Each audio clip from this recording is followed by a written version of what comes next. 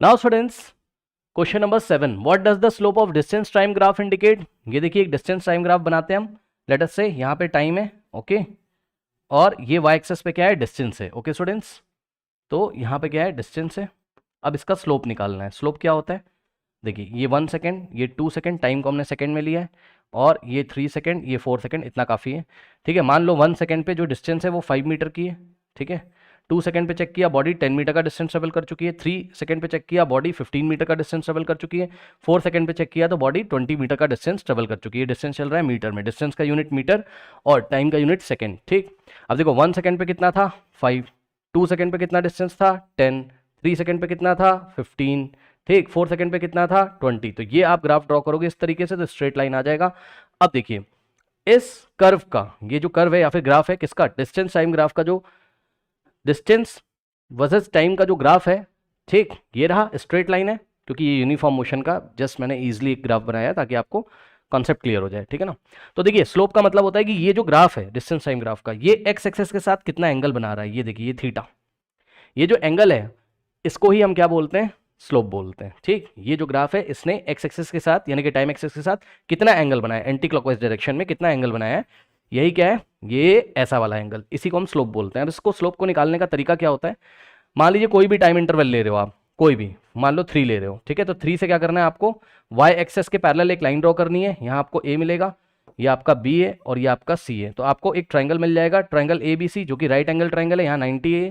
ठीक है ना, अब इसका स्लोप निकालने का सिंपल सा तरीका होता है, ये देखिए स्लोप, स्लोप का फॉर्मूला होता है परपेंडिकुलर बाय बेस, याद रखिएगा। तो परपेंडिकुलर कितना है, ए से बी तक ए बी, ठीक, ये लीजिए, और बेस कितना है, बेस है बी सी।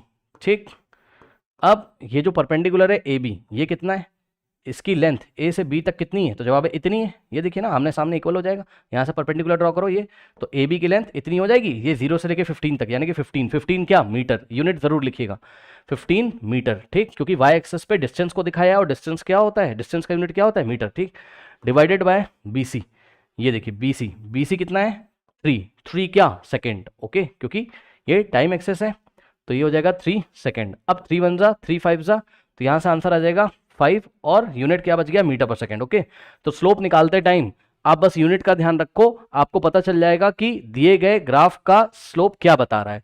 तो देखिए मीटर पर सेकेंड आंसर आ रहा है। अब मीटर पर सेकेंड कौन सी फिजिकल क्वांटिटी का यूनिट होता है, एक तो वेलोसिटी का और दूसरा हमको पता है कि वेलोसिटी का यूनिट भी क्या होता है, मीटर पर सेकेंड। वेलोसिटी की एसआई यूनिट मीटर पर सेकेंड और स्पीड की एसआई यूनिट भी क्या होती है, मीटर पर सेकेंड। अब इन दोनों में से कौन सा आंसर देंगे, तो जवाब है अगर वो डिस्प्लेसमेंट वर्सेस टाइम देता है तो हम वेलोसिटी पे टिक करते हैं, और अगर डिस्टेंस वर्सेस टाइम देता है तो हम स्पीड बताते हैं। और डिस्टेंस वर्सेस टाइम दिया हुआ है क्योंकि स्पीड क्या होता है, डिस्टेंस बाय टाइम, और वेलोसिटी क्या होता है, डिस्प्लेसमेंट बाय टाइम।